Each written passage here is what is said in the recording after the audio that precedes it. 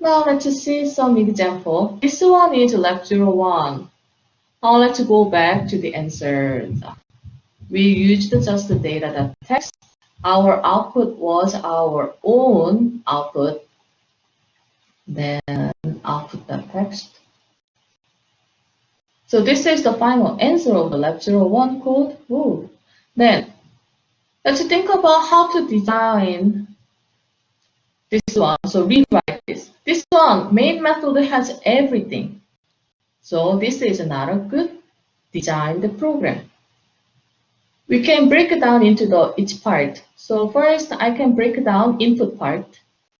Then second, process, actually the sorting part. Then output part. Even in the sorting part, you can also break down into three parts: a big structure of the sort, find the max, and swap. You can think about as a different part, small pieces. So you can rewrite Lab01 into this way. Main method has only three parts: input, sort, output. I'm going to change as our recommended way. Then this one also your own output. Then you are going to write down only input, all about the input in the input method, all about the sort in the sort method, all about the output in the output method. So to make it easier, you can pass the file name as an argument. That means later you can just change the main by changing the data file and output file name. So you can reuse this program again and again for other situations too. Now let's look at the little detail. How about the sort? How can I make it break apart? If you look at here, sort method needs max pose. Yeah, this part is also the same. Then up to for loop is the same. The inside, instead of having the find the max part in the whole code, you can just call find the max, but you must use index number, so you assign it to the max pose.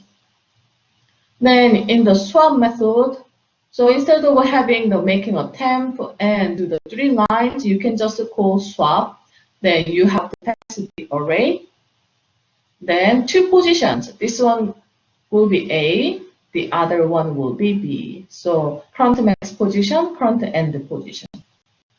So by passing array and argument, whatever you need as an argument you are going to pass, then you can design modular. In the find the max, if I give you one hint, this one is passing array length minus k minus 1. But in our Lab01, we use the array length minus k in the for loop.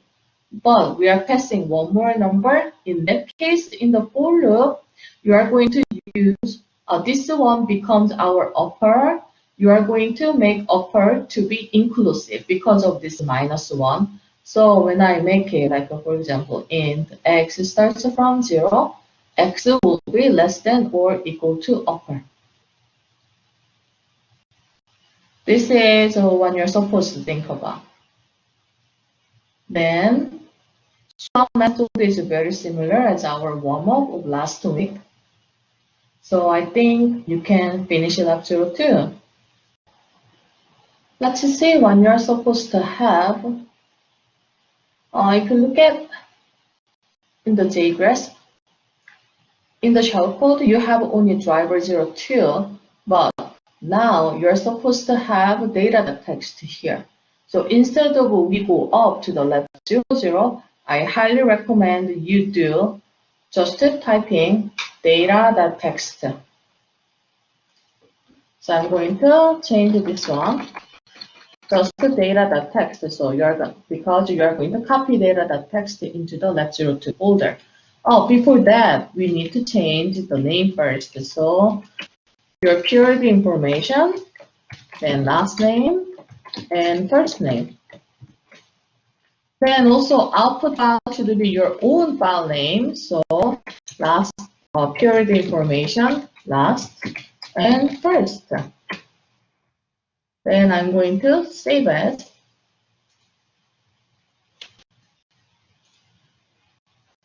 So after I have corrected driver 02, I'm going to delete the original one.